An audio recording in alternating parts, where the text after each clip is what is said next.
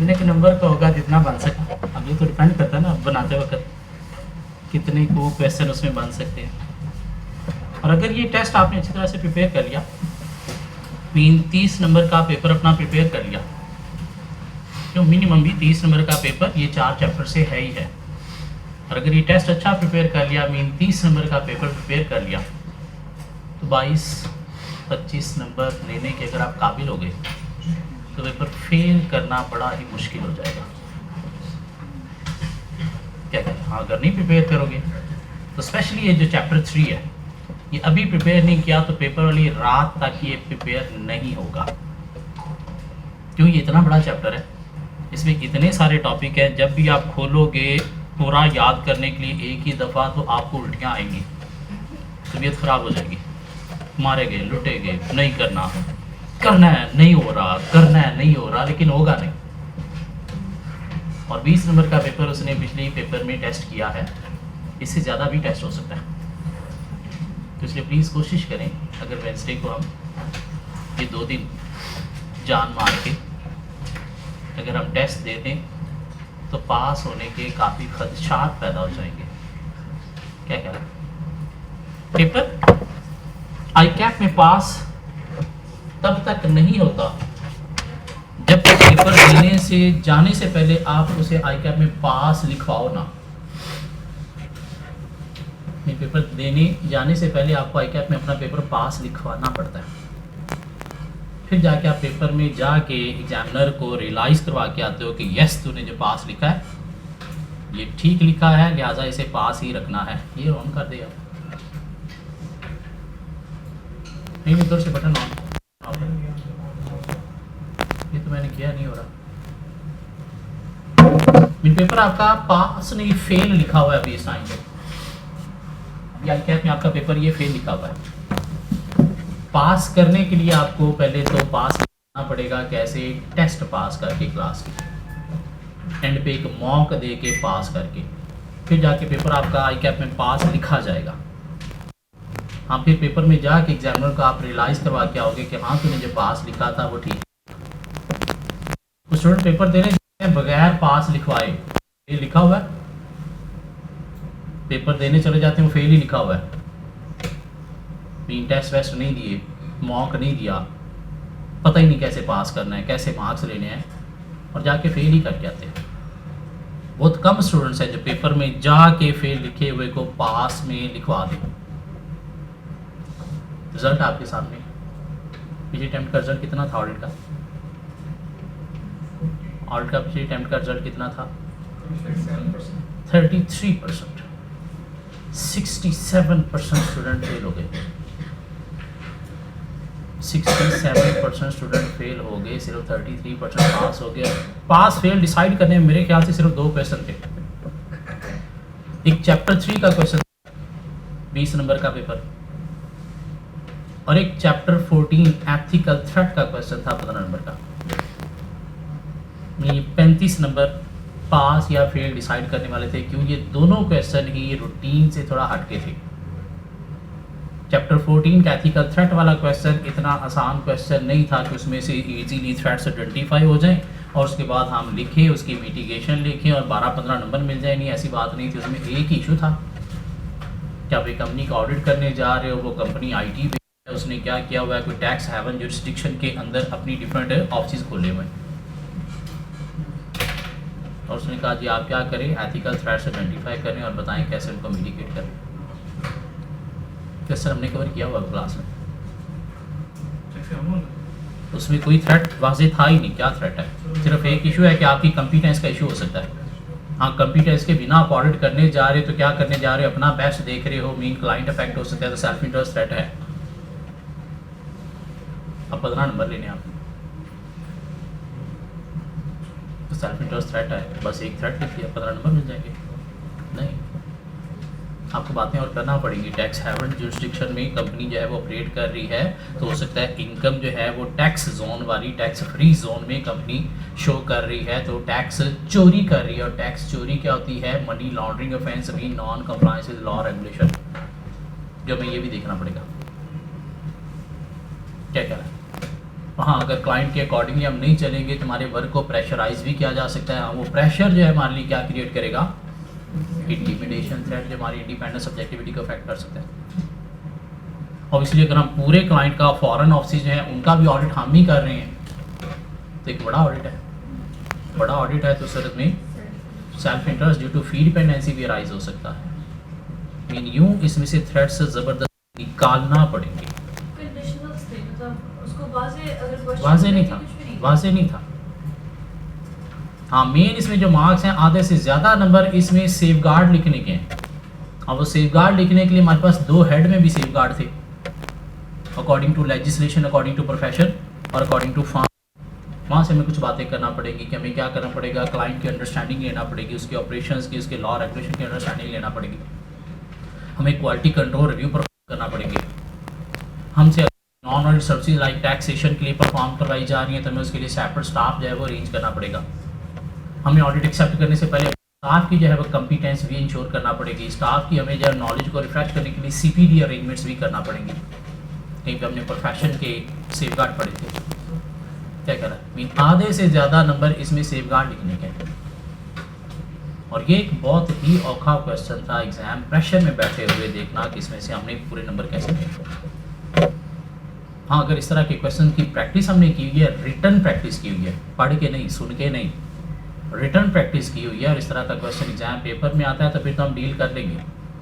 अगर हमने पढ़ के सुन के प्रैक्टिस की हुई है तो फिर पास करना बड़ा मुश्किल काम है। चैप्टर 3 का क्वेश्चन डिफरेंट था, understanding the entrance environment. 5 point अगर नहीं पता तो 5 नंबर साइड पे हो गए। बिजनेस रिस्क से ऑर्डर रिस्क आइडेंटिफाई करना, अगर स्प्रिंग 2020 का वो क्वेश्चन प्रैक्टिस नहीं किया हुआ तो ये 9 नंबर भी गए।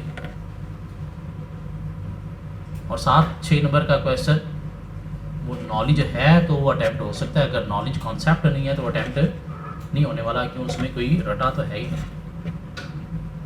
ये 35 मार्क्स थे जो पेपर का पास फेलियर डिसाइड कर रहे थे पिछले पेपर में। अटैम्प्ट हुए 35 में से 20 नंबर भी ले लिए तो पेपर पास है। अगर ये 35 में से आपने 20 नंबर नहीं लिए तो पेपर मुश्किल है। क्यों, आगे वाले जो टॉपिक हैं लाइक चैप्टर 6 से ऑनवर्ड, वहाँ से कभी भी आप पूरे नंबर नहीं ले सकते। क्यों, औखे टॉपिक हैं, वहाँ से कभी भी पूरे नंबर नहीं ले सकते, वहाँ से आधे को नंबर ही लेना होते हैं। हाँ, बाकी पास फेल आपका ये पहले 4 चैप्टर जहाँ से रटा शटा को थोड़ा बहुत टेस्ट होता है या थ्रेड्स आपके टेस्ट हो गए हैं तो ये आपको मार्क्स दे रहे होते हैं। इसलिए प्लीज़ परसों वाला टेस्ट कोशिश करें, अच्छी तरह से प्रिपेयर करके अटेम्प्ट करें, ताकि ये 30 नंबर का जो पेपर है इसमें से हम कोई 20, 22, 25 नंबर भी लेने के काबिल हो जाते हैं तो पेपर फेल करना बहुत मुश्किल हो जाएगा।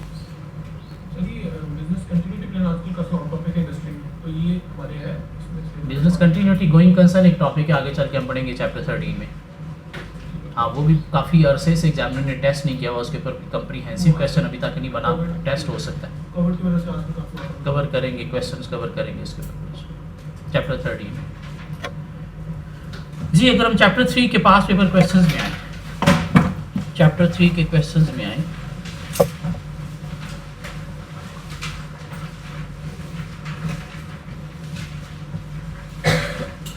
एक अच्छा सा क्वेश्चन में और मिलेगा।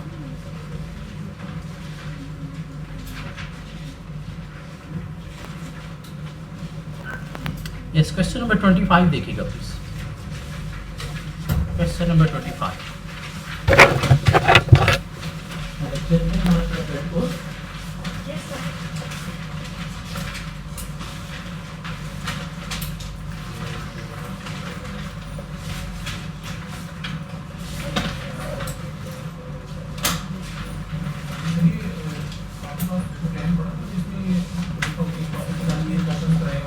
उसका भी फ़ायदा ही नहीं है, अभी हमने सारा सिलेबस पढ़ना है, उसके बाद ये प्लान देखने का फ़ायदा होता है कि किस टॉपिक से कितने मार्क्स का पेपर आना है।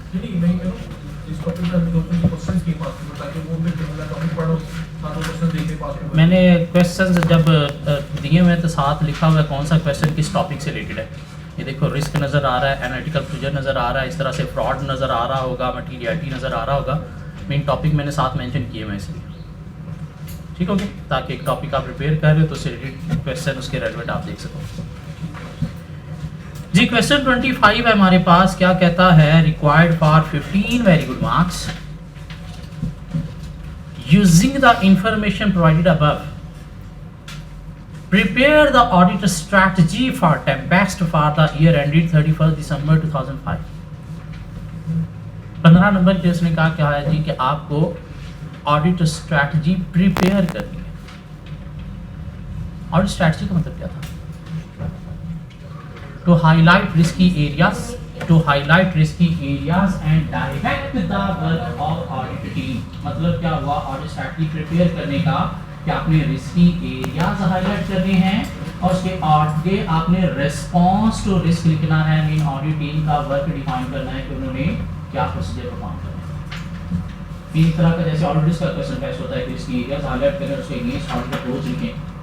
इसका मतलब ये आपने एक तरफ रिस्की एरियाज हाईलाइट करने और हर रिस्की एरिया के अगेंस्ट आपने क्या करना है, ऑडिट रिस्पांस लिखना है, मीन ऑडिट टीम का वर्क डायरेक्ट करना है कि उन्होंने क्या प्रोसीजर परफॉर्म करना है। हम प्रोसीजर अभी हम लिखने के काबिल नहीं है, उसके लिए हमें चैप्टर 6, 7, 8, इवन 9 ये कुछ 4 चैप्टर पढ़ना पड़ेंगे, फिर हम लिखने के काबिल बनेंगे। तभी आधा काम हम इसकी एरिया हाईलाइट कर सकते हैं। ये जो हमने ऑडिट प्लानिंग पढ़ा, प्लानिंग की 2 एक्टिविटी हैं, एक ऑडिट स्ट्रैटेजी प्रिपेयर करना और एक ऑडिट प्लान डिफाइन करना। ये सारा काम ही ऑडिट स्ट्रैटेजी का पार्ट है। इन ऑडिट स्ट्रैटेजी का पार्ट क्या है कि आपने स्ट्रैटेजी का मतलब क्या है, line of action to achieve objective. Strategy मतलब क्या है, line of action to achieve objective. Audit strategy मतलब क्या हुआ, line of action to achieve audit objective. और ऑडिट ऑब्जेक्टिव कब मीट होगा, जब आप ऑडिट का सारा काम परफॉर्म कर लोगे। तो स्ट्रैटेजी प्रिपेयर करने का मतलब क्या है कि आपने रिस्की एरियाज भी हाईलाइट करने, उसके अगेंस्ट ऑडिट अप्रोच भी डिफाइन करनी है, साथ आपने मटीरियलिटी लेवल भी डिफाइन करना है। साथ आपने क्या करना है, मटीरियलिटी लेवल भी डिफाइन करना है। हाँ, रिस्की एरियाज कैसे हाईलाइट करने हैं, एनालिटिकल प्रोसीजर के थ्रू। अगर आपके पास फाइनेंशियल सर्विस का डाटा आ गया तो क्लाइंट की कोई इन्फॉर्मेशन दी गई है तो वहाँ से रिस्की एरियाज हाईलाइट करने हैं। क्लाइंट की कोई अंडरस्टैंडिंग आपको मिल रही है, नॉलेज मिल रहा है, तो वहाँ से आपने रिस्की एरियाज हाईलाइट करने हैं। तो आपको क्वेश्चन के अंदर सब कुछ दिया गया है, फिर वहाँ से आपने रिस्की एरियाज हाईलाइट करने हैं, उसके अगेंस्ट ऑडिट अप्रोच डिफाइन करनी है और साथ आपको क्या करना है, प्रीलिमिनरी मटीरियलिटी लेवल भी डिफाइन करने। और उसके लिए शायद उसने कंपनी का प्रॉफिट भी आपको दे दिया, उसका 5% निकाल के हम एक मटीरियलिटी लेवल डिफाइन कर सकते हैं। रेवेन्यू भी दे दिया, उसका 1% निकाल के भी हम मटीरियलिटी लेवल डिफाइन कर सकते हैं। टोटल एसेट्स भी दे दिए, टोटल एसेट है क्वेश्चन के अंदर, बैलेंस शीट का डाटा है, यस वहाँ से भी हम 1% निकाल के एक मटीरियलिटी लेवल डिफाइन कर सकते हैं। फिर 3 मटीरियलिटी लेवल डिफाइन करने, साथ में क्या करना है, रिस्की एरिया हाईलाइट करने हैं एक कॉलम में, दूसरे कॉलम में क्या डिफाइन करनी है, ऑडिट अप्रोच। तो ये क्या होगी, हमारी ऑडिट स्ट्रैटेजी प्रिपेयर होगी। कितने मार्क्स हैं, 15 नंबर। फिर इस तरह का 15 नंबर का क्वेश्चन भी एग्जामिनर टेस्ट कर सकते हैं। ये हमारे आई कैप क्वेश्चन बैंक का क्वेश्चन है। हाँ देखते हैं, रिस्की एरियाज हाईलाइट करने और ऑडिट अप्रोच लिखनी है। तो ऑडिट अप्रोच नहीं, लेकिन इसकी एरियाज हम हाईलाइट कर सकते हैं। तो बनाएंगे, इधर हम क्या लिखेंगे, ऑडिट रिस्क, और इधर हम क्या लिखेंगे, ऑडिट अप्रोच। अप्रोच का कॉलम अभी हम खाली छोड़ देंगे, लेकिन इसकी एरियाज हम हाईलाइट कर देंगे। इसके अलावा और हम क्या लिखेंगे, एंड पे जाके हम ईआईटी लेवल्स,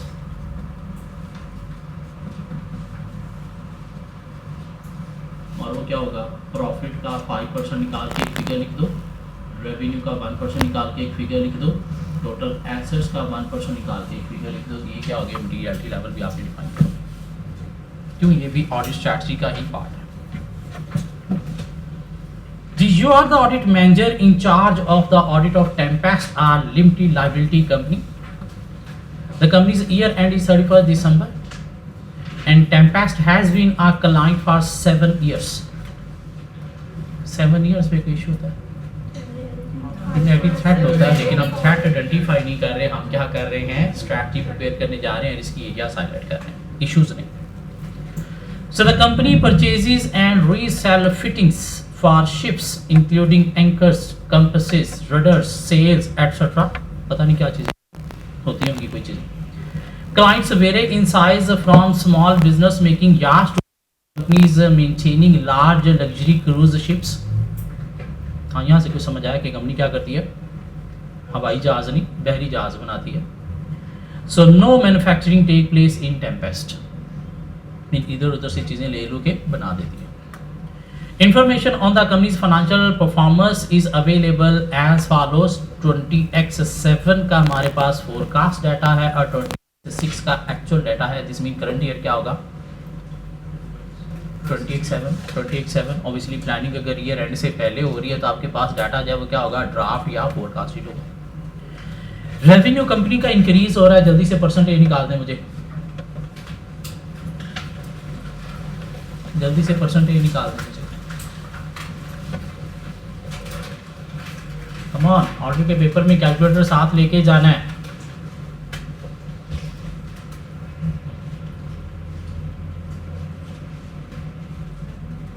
कितने परसेंट,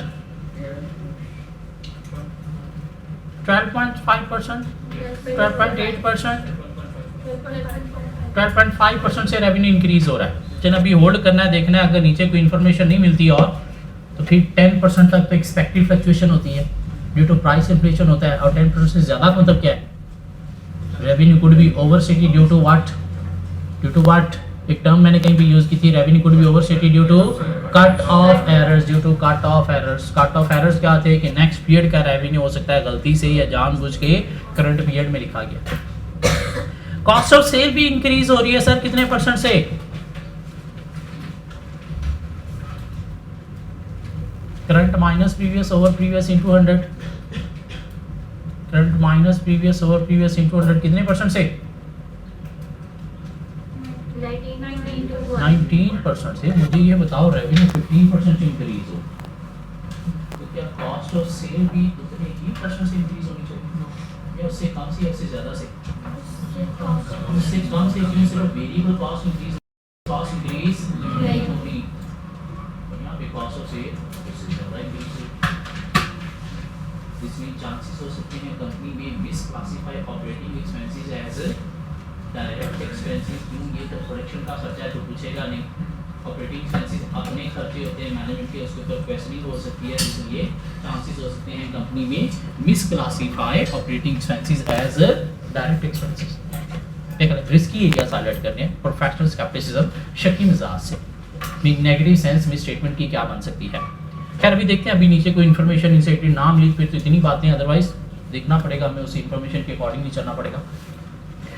जीपी मार्जिन अगर हम देखें तो जीपी कम हुआ है, लेकिन हमने जीपी की फिगर नहीं, जीपी मार्जिन निकालना होता है करंट ईयर का भी और प्रीवियस ईयर का भी, और उसके अकॉर्डिंगली बहस की जा सकती है. तो करंट ईयर का जीपी मार्जिन कितना है, GP over cell into 100. Common calculator चलाएं. जीपी ओवर सेल इनटू 100, जल्दी कैलकुलेटर चलाना सीखें. कितने percent, 17.2%. Previous year GP margin क्या था, प्रीवियस ईयर जीपी मार्जिन क्या था, 21% और करंट ईयर में 17% हो गया. और उसकी रीजन यही कॉस्ट ऑफ सेल का ज्यादा इंक्रीज होना है जी. उसके बाद अगर देखें तो एडमिन कॉस्ट कंपनी की दी गई है 4758 और 4994, लेकिन फिगर नहीं, इसकी भी हम क्या करेंगे, admin cost to sale ratio निकाला करेंगे. देखिएगा जरा कितने परसेंट सी लास्ट ईयर और करंट ईयर में कितने परसेंट है, और आपको परसेंटेज में शायद कमी नजर आएगी सेल इंक्रीज होने के बावजूद.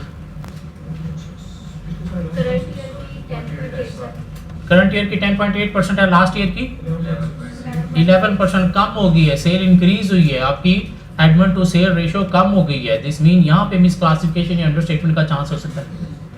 और उसके बाद देखिएगा डिस्ट्रीब्यूशन कॉस्ट आपकी सेम है जबकि सेल इंक्रीज हुई है, और ये डायरेक्टली प्रोपोर्शन विद सेल होती है. तो यहाँ पे चांसेस हो सकते हैं आइदर कंपनी में अंडरस्टेट और misclassify this cost to cost of sale. तो कॉस्ट ऑफ सेल ज़्यादा इंक्रीज नजर आ रही थी. उसके बाद नेट प्रॉफिट दिया गया है 1693 पॉजिटिव से 436 में चला गया है. सेल आपकी इंक्रीज हुई है 15% से, और प्रॉफिट आपका अच्छा खासा डिक्रीज हो गया है. दिस मीन कंपनी अपने एक्सपेंसेस नहीं कर पा रही, ये कंपनी के लिए serious cash flow problem create कर सकता है, विच में not be disclose properly in the financial statements for IAS 111। खैर अभी नीचे कुछ और इन्फॉर्मेशन भी है, उसके अकॉर्डिंगली बातें करेंगे। अभी हम सिर्फ परसेंटेज लिख रहे हैं, थोड़ा अपना दिमाग प्रिपेयर कर रहे हैं कि हाँ ये कुछ मसले नज़र आ रहे हैं। उसके बाद नॉन करंट एसेट्स की बात करें तो डिक्रीज हो गए हैं। हाँ 4500 से 3600 डिक्रीज हो गए हैं। सेल आपकी बढ़ रही है। आपको एसेट ज़्यादा चाहिए कम चाहिए? कम चाहिए। एसेट बंदा क्यों बेचता है? अपने घर के बर्तन लोग क्यों बेचते हैं? या तो नशा करते हैं या फिर कैश फ्लो इश्यूज हैं जो रिजॉल्व करने के लिए आप क्या कर रहे हो, अपने बने बनाए एसेट जो है वो बेच रहे हो। क्या कह रहा है? तो ये भी कैश फ्लो के साथ लिंक किया जा सकता है। उसके बाद देखा जाए तो कंपनी की करंट एसेट्स में इन्वेंट्री बहुत ज़्यादा डिक्रीज हो गई है, 1278 से 200 हो गई है। रिसीवेबल्स आपके अबाउट 50% से इंक्रीज हो गई हैं, जबकि सेल उतनी इंक्रीज नहीं हुई। तो बैड डेट्स के साथ इसको रिलेट किया जा सकता है कि कंपनी स्ट्रगल कर रही है। उसके बाद कैश एट बैंक कंपनी का बहुत ज़्यादा डिक्रीज हो गया। कैश एट बैंक कंपनी का बहुत ज़्यादा डिक्रीज हो गया। माइक की मैं आवाज़ आ तस्वीर भी आ रही है। ओके जी, आगे अगर हम देखें तो शेयर कैपिटल कंपनी का सेम है। एक्यूमुलेटेड प्रॉफिट कंपनी के स्लाइटली डिक्रीज हुए हैं, चूँकि प्रॉफिट डिक्रीज हुआ है। टोटल शेयर होल्डर फंड्स जो है वो डिक्रीज हो गया। नॉन करंट लायबिलिटीज़ कंपनी की हाफ हो गई, अंडर स्टेटमेंट हो सकती है। खैर देखते हैं बाकी। करंट लायबिलिटीज़ कंपनी की स्लाइटली इंक्रीज हो गई हैं। कुछ इन्फॉर्मेशन है। The industry that Tempest trade in has been modest growth of 7% over the last year. Yes, अब सेल के साथ हम इसे रिलेट करेंगे और हेडिंग देंगे सेल की, और बात करेंगे कि sale has been increase by कितना परसेंट था? 15%, while industry average showing 7% growth. So sale could be overstated due to cut off errors. ये कट ऑफ एरर्स जो है एग्जामिनर को वर्ड पसंद आएगा और वो आपको अगले आने वाले पार्ट्स में शायद उतना डिटेल पढ़े बिना ही मार्क्स देना शुरू कर देगा। क्यों? ये अंग्रेज़ी नहीं, ये ऑडिट का वर्ड है। इस तरह के एक्सप्रेशन हमें ऑडिट के पेपर में यूज़ करने हैं जो एग्जामिनर को बताएगा कि मैं ऑडिट का पेपर पढ़ के आ रही हूँ, इन ऐसे मुँह उठा के नहीं आ गया। क्या कह रहा है? जैसे कि अंग्रेज़ी 4 लाइनें लिख दें, सिर्फ इतना एक कट ऑफ का वर्ड उसे मिल गया ना, हो जाएगी जी। उसके बाद हम अगर बात करें नॉन करंट एसेट्स की बात आ गई, this mean cost of sale की। अब हम खुद से बात कर सकते हैं। क्या कह रहा है? हेडिंग देंगे कॉस्ट ऑफ सेल इंक्रीज़ हुई है 19% से, वाइल सेल इंक्रीज़ हुई है 15% से। क्या कह रहा है? जबकि लेस परसेंटेज से इंक्रीज़ होनी चाहिए थी as compare to sale. So chances that company may misclassify operating expenses to direct expenses. क्या कहला? Misclassify operating expenses to direct expenses. उसके बाद जीपी मार्जिन की अगर हम बात कर दें, क्यों? रेशियो एनालिसिस भी एनालिटिकल प्रोसीजर का पार्ट है, और यहाँ पे हमने शायद रिस्की एरियाज एनालिटिकल प्रोसीजर के थ्रू ही हाईलाइट कर रहे हैं। और जीपी मार्जिन देखें जी, करंट ईयर का कितना था? 10.7%, 8%। प्रीवियस ईयर कितना था? 11.2%। डिक्रीज हुआ है। सेल 15% से इंक्रीज हुई है, जबकि जीपी मार्जिन क्या हो गया है? डिक्रीज हो गया है। तो chances that either cost of sale could be overstated due to cut off errors. Cost of sale क्या है? ओवरस्टेटेड है due to cut off errors. Mean जानबूझ के नहीं, गलती से हो सकता है नेक्स्ट ईयर की परचेजेज जो हैं वो करंट ईयर में लिखी जा चुकी हैं, जिस वजह से कॉस्ट ऑफ सेल जो है वो सेल की परसेंटेज से भी ज़्यादा इंक्रीज नज़र आ रहा है। क्या कहला है? क्यों? एरर भी तो हो सकते हैं। एडमिन कॉस्ट की हम बात करेंगे। एडमिन कॉस्ट प्रीवियस ईयर कितनी थी? Admin cost to sale ratio previous year शायद ज़्यादा थी, 11.6% थी। करंट ईयर में कितनी होगी? 10.8%। दिस मीन डिक्रीज होगी है while sale has been increased. तो चले इंक्रीज नहीं तो सेम तो रहनी चाहिए थी। इनफैक्ट जब सेल इंक्रीज़ होती है, कॉस्ट ऑफ प्रोडक्शन आपकी इंक्रीज़ हुई है, मीन प्रोडक्शन इंक्रीज़ हुई है, तो आपको एडवांस स्टाफ मोर रिक्वायर होता है। और उसका डिक्रीज़ होना क्या इंडिकेशन दे रहा है? Either Admin cost could be understated or misclassified to other expense head. और उसके बाद हम बात करेंगे ये डिस्ट्रीब्यूशन कॉस्ट। डिस्ट्रीब्यूशन कॉस्ट क्या है? सेम है in amount as compare to previous year, same है in amount as compare to previous year, और सेल परसेंटेज के अकॉर्डिंग देखा जाए तो डिक्रीज हुई है। क्या कह रहा है? क्यों? डिनोमिनेटर बढ़ा तो डिक्रीज हुई है परसेंटेज में, जबकि ये डायरेक्टली प्रोपोर्शन विद सेल होती है, it should have been increase, so remaining same cost could be understated or misclassified other expense head. और सो नेट प्रॉफिट की बात करें और नॉन करंट एसेट्स की बात करें तो दोनों को मिला के हम ये बात कर सकते हैं। सॉरी, नॉन करंट एसेट के ऊपर एक नोट भी है, हम पहले सारे नोट पढ़ लेते हैं। Non current asset mainly relate to company's premises for storing inventory. Inventory store करने के लिए premises mean store room mean land. क्या कह रहा है? 10 delivery vehicles are on with the carrying amount of 300,000। हाँ, इसके अंदर 300,000 जो है वो डिलीवरी व्हीकल है, मोटर व्हीकल है, बाकी obviously store mean land and building है। आपकी सेल इंक्रीज हो रही है, आपकी प्रोडक्शन लेवल इंक्रीज हो रहा है, तो आपको इन्वेंट्री होल्ड करने के लिए मोर स्टोर चाहिए या लेस चाहिए? मोर चाहिए। और अगर मोर स्टोर रिक्वायरमेंट के बावजूद आप अपने एसेट डिस्पोज ऑफ कर रहे हो, दिस मीन कोई सीरियस कैश फ्लो इश्यूज चल रहे हैं कंपनी में, which may not be disclose properly in the financial statements for IAS 1। क्या करें? लिखी जा सकती है बात। मीन ज़रूरत होने के बावजूद आप सेल कर रहे हो, दिस मीन बहुत मजबूरी है, बहुत बड़ा मसला है कैश फ्लो का, जिसे रिजॉल्व करने के लिए आप ज़रूरत होने के बावजूद अपनी स्टोर सेल कर रहे हो। कैश फ्लो के साथ रिलेट करेंगे इसे। क्या कह रहा है? नेट प्रॉफिट को भी कैश फ्लो के साथ रिलेट करेंगे, और ये नॉन करंट एसेट्स की हम सेपरेट बात करेंगे, क्यों? नोट के साथ रिलेट करेंगे इसे। उसके बाद कहता है जी, one of the directors purchased a asset during the year. Director ने ड्यूरिंग द ईयर कंपनी का एक एसेट बाय किया है या इन्वेंट्री बाय की है। IAS 1 कहता है director transaction should be disclosed in the financial statement.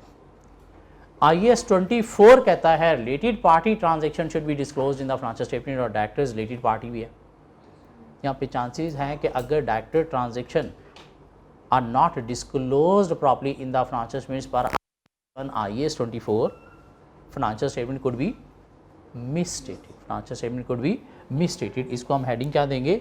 Director transaction. Director transaction.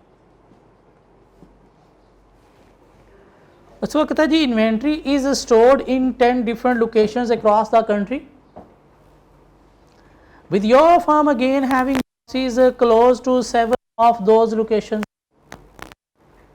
और हमारे ऑफिस 7 के करीब हैं, तो बाकी 3 को अगर हम इन्वेंट्री काउंट अटेंड नहीं कर due to shortage of staff, so auditor may not detect misstatement. ये हम डिटेक्शन रिस्क के नाम से हेडिंग दे के लिखेंगे। क्यों? हमने रिस्की एरियाज हाईलाइट करने हैं, तो उसमें इनहेरेंट कंट्रोल डिटेक्शन सारे रिस्क आएंगे। तो कहता है computerised inventory control system was introduced in August 2007। During the year IT system inventory का इंट्रोड्यूस करवाया गया। Inventory balances are now obtain directly from the computer system, और फाइनेंशियल स्टेटमेंट्स के अंदर जो बैलेंस आ रहा है इन्वेंट्री का, जो इस साल 200 आ रहा है, वो डायरेक्टली सिस्टम से ऑब्टेन किया गया। और लास्ट ईयर बैलेंस कितना था?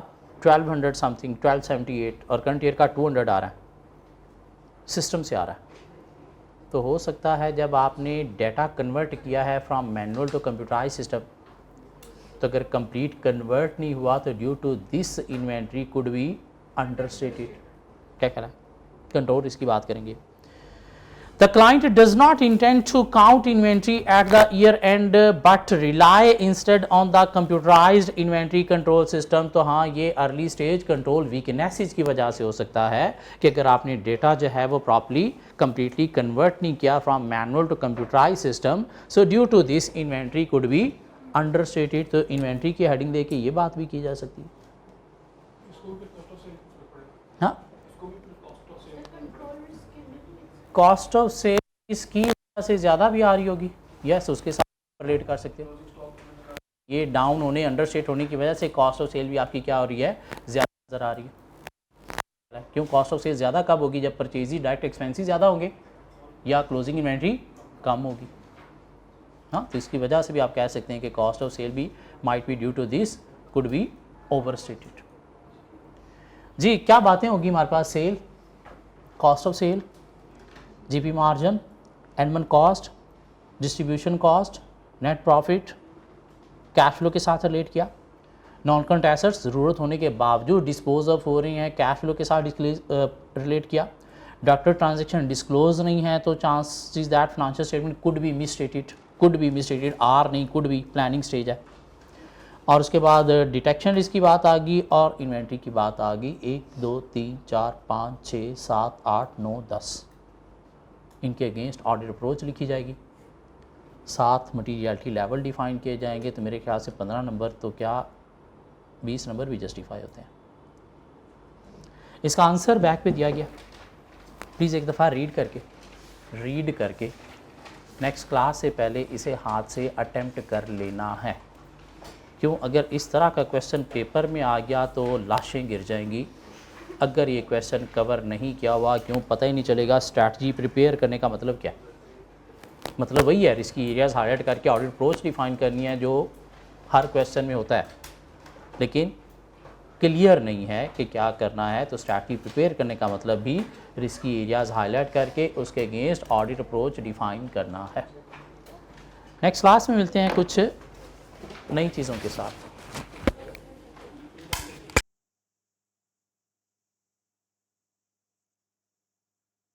स्टूडेंट्स, कैफेट audit and assurance pass paper की प्रैक्टिस करते हैं। अगर पिछली 2-3 अटेम्प्ट्स में देखा जाए कैफेट में एग्जामिनर 2 एरियाज को बहुत अच्छा खासा टेस्ट कर रहे हैं। इसमें एक एरिया प्लानिंग और रिस्क का है जहां से एग्जामिनर अबाउट 20 मार्क्स का पेपर टेस्ट कर रहे हैं पिछले 3 अटेम्प्ट से देखा जाए, जिसमें business risk with audit risk दोनों कंबाइन टेस्ट किए जा रहे हैं। तो आज के लेक्चर में देखेंगे कि हम कैसे इस तरह के क्वेश्चन को टैकल कर सकते हैं। पिछली पास्ट 3 अटेम्प्ट्स के जो प्लानिंग और रिस्क के एरिया के क्वेश्चन है वो हम कवर करेंगे।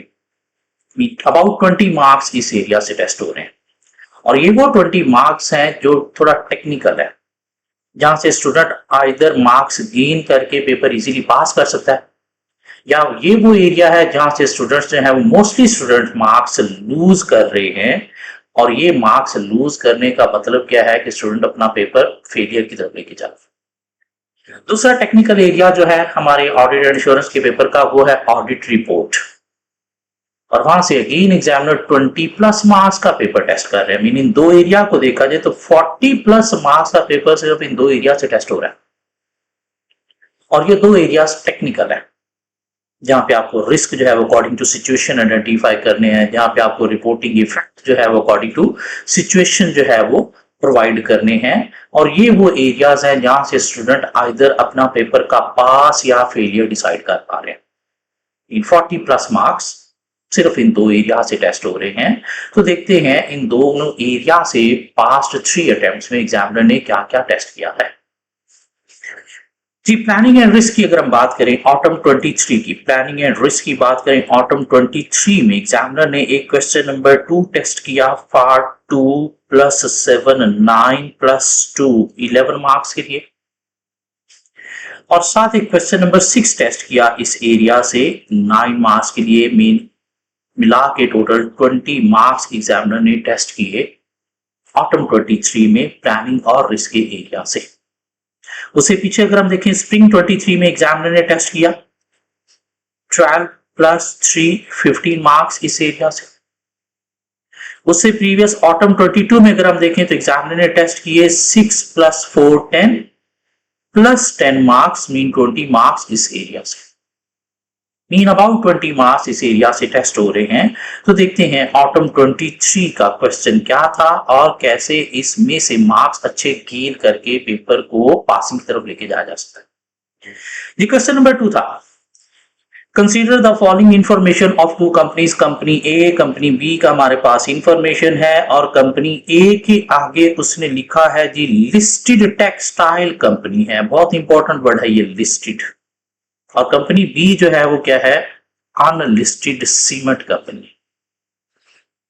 लिस्टेड, अनलिस्टेड, क्यों? इससे आपके आंसर के ऊपर कुछ इंपैक्ट पड़ेगा। और हमारे पास डेटा दिया गया है 21, 22, 23 दोनों कंपनीज का रुपीज इन मिलियन। और क्या डेटा फाइनेंशियल हमारे पास दिया गया है? नेट एसेट्स दिए गए हैं दोनों के। और अगर नेट एसेट्स को देखा जाए तो कंपनी ए के जो है वो स्टेडीली इंक्रीजिंग ट्रेंड शो कर रहे हैं, वाइल कंपनी बी के भी जो है वो स्टेडीली इंक्रीज हुए हैं 22 में और डिक्रीज हुए हैं 23 में, मीन स्टेबल नहीं है। रेवेन्यू देखा जाए कंपनी ए का तो इंक्रीजिंग ट्रेंड शो कर रहा है, वाइल कंपनी बी का रेवेन्यू देखा जाए तो इंक्रीज हुआ है 22 में और फिर डिक्रीज हो गया है 23 में। और प्रॉफिट बिफोर टैक्स देखा जाए तो कंपनी ए का इंक्रीजिंग ट्रेंड शो कर रहा है, वाइल कंपनी बी का प्रॉफिट से प्रॉफिट इंक्रीज हुआ है ऑलमोस्ट डबल 22 में और नेगेटिव हो गया, मीन लॉस है 16 मिलियन का 23 में। Other information, uncorrected misstatements in prior year, company A से रिलेटेड है 2022 में 9 मिलियन की अनकरेक्टेड मिसस्टेटमेंट इन प्रायर ईयर। और डेट इक्विटी रेशियो दी गई है कंपनी A की 10/90, मीन डेट 10 है, इक्विटी 90 है, मीन कंपनी की गियरिंग लो है, लेस रिस्की है। वाइल कंपनी बी को देखा जाए तो 85 का डेट अगेंस्ट 15 की इक्विटी है, मीन कंपनी हाईली रिस्की है। क्यों? गियरिंग हाई है। करना क्या आपको? Using the information provided above, calculate the materiality at the financial statement level. Mean planning stage पे हम क्या करते हैं? प्रिलिमिनरी मटीरियलिटी जो है वो कैलकुलेट करते हैं for each company separately for the year ended 30 जून 2023। इन दोनों कंपनी की मटीरियलिटी आपने कैलकुलेट करनी है। क्यों? प्लानिंग स्टेज पे हम मटीरियलिटी कैलकुलेट करके ऑडिट टीम को देते हैं ताकि ड्यूरिंग ऑडिट अगर उन्हें कोई मिस स्टेटमेंट मिले तो उस अमाउंट से जो नीचे है उसे इमटीरियल कंसीडर करना है और उससे ऊपर को मटीरियल कंसीडर करना है। और हमने मटीरियलिटी थ्रेशोल्ड पढ़े हुए क्या है? 5% or more of profit will be considered material, 1% or more of revenue will be considered material, 1% or more of total assets, net assets और gross assets जो भी क्वेश्चन में दिया गया है उसका मटीरियल कंसीडर करना है। सो मटीरियलिटी कैलकुलेट करते हैं फॉर कंपनी। अगर देखा जाए तो कंपनी ए में किस चीज की मटीरियलिटी कैलकुलेट की जाए? पहली प्रेफरेंस आपकी प्रॉफिट की होनी चाहिए और कंपनी ए का चूंकि प्रॉफिट जो है वो एक अच्छा ट्रेंड शो कर रहा है, रेवेन्यू के ऊपर भी आप निकाल सकते हो, नेट एसेट्स के ऊपर भी निकाल सकते हो। क्यों? तीनों ट्रेंड वाइज इंक्रीजिंग शो कर रहे हैं। तो हम क्या करते हैं? 5% ऑफ प्रॉफिट जो है वो कंपनी का अगर देखें 864 मिलियन का प्रॉफिट है, 864 इंटू 0.05 करेंगे तो हमारे पास आ जाएगी 43.2 मिलियन। सो कंपनी ए की हमारे पास जो मटीरियलिटी आती है वो आती है 43.2 मिलियन बेस्ड ऑन प्रॉफिट। अब कंपनी बी की देखा जाए तो किस बेस पर हम मटीरियलिटी कैलकुलेट करेंगे? प्रॉफिट की बेस पर नहीं, क्योंकि प्रॉफिट है ही लॉस में, इसलिए लॉस की बेस पर मटीरियलिटी कैलकुलेट करेंगे नहीं। रेवेन्यू को देखें, कंपनी का रेवेन्यू की बेस पर भी आप कैलकुलेट कर सकते हो, नेट एसेट्स की बेस पर भी कैलकुलेट कर सकते हो। चलिए हम नेट एसेट्स की बेस पर कैलकुलेट कर लेते हैं और कंपनी बी की नेट एसेट्स की बेस पर 1% ऑफ नेट एसेट देखा जाए तो 571 है। क्या ख्याल है? इंटू 0.01 करेंगे तो आ जाएगी 5.71 मिलियन। ये तो हो गई रिक्वायरमेंट है, मीन यहाँ पे उसने आपसे टेस्ट किया कि आपको मटीरियलिटी थ्रेशोल्ड का पता है या नहीं। और एक गंदा से गंदा स्टूडेंट भी होगा ऑडिट का तो उसे मटीरियलिटी थ्रेशोल्ड का तो पता हो गई, क्योंकि ये मटीरियलिटी थ्रेशोल्ड हमने ऑडिट रिपोर्ट के पेपर में स्पेशली यूज करते हुए देखना होता है कि मटीरियल स्टेटमेंट है या इमटीरियल। द क्वेश्चन 2 का part B, discuss the reason for selection of appropriate benchmark for calculation of materiality in part A above। Mean आपने जो बेंचमार्क यूज किया है अगर प्रॉफिट की बेस पर किया है तो क्यों, इसकी रीजन बता दिए। तो पहले हम हेडिंग देंगे कंपनी ए की। कंपनी ए की देखा जाए तो हमने जो है वो बेंचमार्क प्रॉफिट यूज किया है। क्यों? प्रॉफिट जो है वो स्टेडीली ग्रोइंग ट्रेंड शो कर रहे हैं। हाँ, हम रेवेन्यू की बेस पर भी कैलकुलेट कर सकते हैं, इवन देखा जाए तो हम नेट एसेट्स की बेस पर भी कर सकते हैं, लेकिन नेट एसेट्स में अगर देखा जाए तो 21 टू 22 जो है वो स्लाइट इंक्रीज है, वाइल 22 टू 23 जो है वो एकदम थोड़ा सा ज्यादा इंक्रीज है, तो इसलिए हमने नेट प्रॉफिट को यूज नहीं किया। कंपनी ए चूंकि लिस्टेड कंपनी है, और लिस्टेड कंपनी में क्या होते हैं, शेयर्स मार्केट में उसके बाय सेल हो रहे होते हैं, और इन्वेस्टर्स जो है वो इसमें इन्वेस्टमेंट कर रहे होते हैं, और इन्वेस्टर्स सिर्फ और सिर्फ लॉन्ग टर्म इन्वेस्टमेंट नहीं करना चाहते। कुछ investors short term benefit generate करने के लिए भी इन्वेस्टमेंट कर रहे होते हैं, तो इसलिए मेनली वो प्रॉफिटेबिलिटी में ज्यादा कंसर्न होते हैं, रेवेन्यू में ज्यादा कंसर्न होते हैं कि उसमें क्या इंक्रीज या डिक्रीज आ रहा है, क्यों उसकी बेस पर वो डिसीजन ले रहे होते हैं। तो इसलिए प्रॉफिट या रेवेन्यू जो है वो मोस्ट एप्रोप्रिएट बेंचमार्क है रादर देन नेट एसेट्स। क्यों? नेट एसेट्स सिर्फ और सिर्फ long term benefits of investment को कंसीडर कर रहा है, जबकि profit long term short term दोनों कंसीडर कर रहे होते हैं। क्या कर, अब ये लिस्टेड कंपनी का नॉलेज इसमें अप्लाई करना। जी कंपनी बी में हम देखें तो हमने यूज किया है नेट एसेट्स को एज मटीरियलिटी बेंचमार्क। क्यों? कंपनी बी जो है वो अनलिस्टेड कंपनी है। प्रॉफिट क्यों नहीं किया? क्योंकि प्रॉफिट करंट ईयर में लॉस था, इसलिए प्रॉफिट की बेस पर कैलकुलेट नहीं किया। रेवेन्यू क्यों नहीं किया? क्योंकि रेवेन्यू जो है वो कोई एक स्टडी ट्रेंड शो नहीं कर रहे थे। 22 में जो है वो इंक्रीज हुआ ह्यूज, और 23 में ह्यूज डिक्रीज हो गया। और वैसे भी अनलिस्टेड कंपनी, और अनलिस्टेड कंपनी किसकी होती है? प्राइवेट इन्वेस्टर्स की।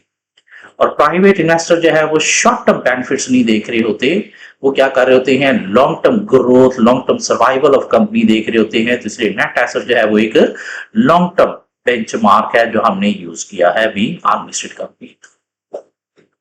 इन पहले आपने बताना है कि ये बेंचमार्क क्यों यूज किया है, अदर क्यों नहीं किए, और फिर थोड़ा सा लिस्टेड अनलिस्टेड के लॉजिक को माइंड में रखते हुए भी आपने अप्लाई करना है।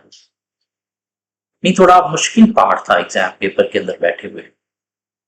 क्या मीन ये लिस्टेड अनलिस्टेड का नॉलेज अप्लाई करना ये थोड़ा सा मुश्किल था। हाँ, ये फाइनल लेवल पे तो ऐसी बातें स्टूडेंट लिख सकते हैं, लेकिन कैफ लेवल पे थोड़ा सा स्टूडेंट के लिए मुश्किल था। लेकिन पार्ट ए पार्ट सी जो है वो आपको पूरे पूरे मार्क्स दे रहे थे, तो पार्ट बी में अगर आपने आउट ऑफ 7 कोई 2-3 नंबर भी ले लिया तो क्वेश्चन पास करना मुश्किल नहीं। एक चीज आपने माइंड में रखनी है, ऑडिट के पेपर में बैठे हुए आपने कोशिश करनी है कि ऑडिट के पेपर का हर क्वेश्चन आपने पास करने की कोशिश करनी है। मीन हर क्वेश्चन से आपने पासिंग मार्क्स कैसे लेने हैं वैसे आपको अटेम्प्ट करना है। कोशिश करनी है कि इस पेपर क्वेश्चन से मुझे पासिंग मार्क्स मिल जाए। जब आप हर क्वेश्चन को पास कर रहे होगे ना, पेपर आपका ऑटोमेटिकली पास हो जाएगा। स्टूडेंट क्या करते हैं? पेपर को पास करने पे फोकस करते हैं, हर क्वेश्चन से पासिंग मार्क्स लेने पे फोकस नहीं कर लेते। इसलिए हर क्वेश्चन को उसका टाइम दो और कोशिश करो कि इसमें से पासिंग मार्क्स का आप अटेम्प्ट कर लो। हाँ, कुछ क्वेश्चन ऐसे होंगे जो बहुत अच्छे अटेम्प्ट हुए, वहां से आपको पासिंग मार्क्स से ज्यादा नंबर मिल रहे होंगे, और कुछ क्वेश्चन ऐसे अटेम्प्ट होंगे लाइक पासिंग मार्क्स नहीं एक आध नंबर कम होगा, तो वो अदर क्वेश्चन का जो आपके पास क्वेश्चन पड़ा है वो उनको कवर करते हुए आपका पेपर पास करवा देंगे। प्लीज कोई क्वेश्चन छोड़ना नहीं ऑडिट के पेपर में, हर क्वेश्चन को अटेम्प्ट करना है। आपको लग रहा है शायद ये आपको नहीं आता, हो सकता है उससे आप सिनेरियो को पढ़ के कुछ ना कुछ लिखने की कोशिश करो तो कोई एक आध नंबर ही मिल जाए आउट ऑफ 5 मार्क्स। वो एक आध नंबर आपको 48 से 50 में पहुंचाने में हेल्प कर सकता है। जैसे प्लीज ऑडिट के पेपर में कोई क्वेश्चन छोड़ना नहीं है। So part A part B कर लिया। पार्ट सी क्या कहता है? Briefly discuss how performance materiality will be calculated for company A. So materiality as a whole financial statements हमने कैलकुलेट किया 43.2, और प्रीवियस ईयर की अनकरेक्टेड मिस स्टेटमेंट्स हैं कितने की? 9 की। क्या कह रहा है? तो दिस मीन हम क्या करेंगे, इसमें से 9 को माइनस कर दो तो हमारे पास आ जाएगा 34.2। ये क्या आ जाएगी? Performance materiality. मटेरियलिटी लेवल को डाउन करना, तो डाउन इस तरह से किया जा सकता है। या अगर आपने इनिशियल मटेरियलिटी जो है वो बेस्ड ऑन रेवेन्यू कैलकुलेट की है 1% पे, परफॉर्मेंस मटेरियलिटी क्या होगी? 0.5% पे कैलकुलेट कर। क्या ख्याल? लेकिन चूंकि प्रीवियस ईयर की अनकरेक्टेड मिस स्टेटमेंट्स दी गई थी, इसलिए उसको हम करंट मटेरियलिटी से माइनस करेंगे। हमारे पास जो रिड्यूस मटेरियलिटी लेवल आएगा वो क्या है? Performance materiality. ये तो मटेरियलिटी का क्वेश्चन एग्जामिनर ने टेस्ट किया प्रीवियस अटेम्प्ट में, और नॉर्मल एग्जामिनर 2-3 अटेम्प्ट छोड़ के मटेरियलिटी का क्वेश्चन टेस्ट करते हैं। हाँ, रिपीट भी हो सकता है। जिसके साथ जो क्वेश्चन नंबर 6 उसने टेस्ट किया, जो कि एग्जामिनर का पिछली 2-3 अटेम्प्ट से ट्रेंड बना आ रहा है कि वो business risk with audit risk test करते हैं। विनय की सिनेरियो है, उससे आपको पहले बिजनेस रिस्क आइडेंटिफाई करनी है एक कॉलम में, और उसके पैरेलल दूसरे कॉलम में हर बिजनेस रिस्क से आपने audit risk mean risk of material statement लिखना है। Discuss the business risk and the related audit risk from the above scenario. Mean you column बनाएंगे हम, एक तरफ बिजनेस रिस्क लिखेंगे और एक तरफ हम क्या लिखेंगे, ऑडिट रिस्क। मीन हर बिजनेस रिस्क से आपने क्या करना है, उसका इंपैक्ट ऑन फाइनेंशियल स्टेटमेंट्स देखते हुए ऑडिट रिस्क लिखना है, फिर नेक्स्ट बिजनेस रिस्क लिखना है, उससे रिलेटेड ऑडिट रिस्क लिखना है। अब बिजनेस रिस्क का मतलब क्या है, risk to the business that business may not achieve its objective। Mean business की ऑब्जेक्टिव, और बिजनेस का ऑब्जेक्टिव क्या होता है, प्रॉफिट। मीन वो मसले बिजनेस के जो आपका प्रॉफिट अफेक्ट कर रहे हैं, आपका प्रॉफिट जनरेट करने में हर्डल प्रॉब्लम क्रिएट कर रहे हैं, चाहे internal with in the business मसले हैं, चाहे एक्सटर्नल आउटसाइड द बिजनेस मसले हैं, वो क्या है, बिजनेस रिस्क। और मैं कहूंगा यहाँ पे कि ऑडिट का पेपर जो है वो स्टूडेंट को कैफ की आखिरी अपनी अटेम्प्ट में ही उठाना चाहिए, क्यों, इसके अंदर एक तो थोड़ा अकाउंटिंग स्टैंडर्ड का नॉलेज अप्लाई हो रहा है, स्पेशली FR1 FR2 के भी कुछ स्टैंडर्ड हैं, लाइक IAS 37 IAS 36। IAS 36 तो आप FR1 में पढ़ लेते हो, IAS 37 आप FR2 में पढ़ते हो, उसका नॉलेज अप्लाई हो रहा है उस जगह पे। और दूसरा MFA में आपने इंटरनल एक्सटर्नल एनालिसिस पढ़ा होता है, स्वॉट analysis, PESTLE analysis, five forces analysis, वो क्या है, बिजनेस से रिलेटेड है ना, उसमें आप बिजनेस के इंटरनल एक्सटर्नल मसलों को आइडेंटिफाई कर रहे होते हो, तो वहां से आपको नॉलेज मिलता है कि अच्छा हाँ ये बिजनेस के ऑब्जेक्टिव के ऊपर मसला है, ये बिजनेस के ऑब्जेक्टिव के ऊपर मसला है, तो उस नॉलेज के थ्रू ये बिजनेस रिस्क को आइडेंटिफाई करना थोड़ा ईजी हो जाता है। मीन ये बिजनेस रिस्क आइडेंटिफाई करते वक्त आपने भूल जाना है कि आप ऑडिट के पर्चे में बैठे हो, आपने यही समझना है कि हम MFA का मैनेजरियल पोर्शन अटेम्प्ट कर रहे हैं। मीन हम कोई वीकनेसेस या थ्रेट्स आइडेंटिफाई करने जा रहे हैं बिजनेस के, बिजनेस के मसले पहले वो आइडेंटिफाई करने हैं, फिर हर बिजनेस के मसले का आपने देखना है कि इसकी वजह से फाइनेंशियल स्टेटमेंट्स के ऊपर क्या इंपैक्ट आ सकता है, मीन इसकी वजह से फाइनेंशियल स्टेटमेंट्स में क्या मिसस्टेटमेंट हो सकती है, वो क्या होगा, ऑडिट रिस्क।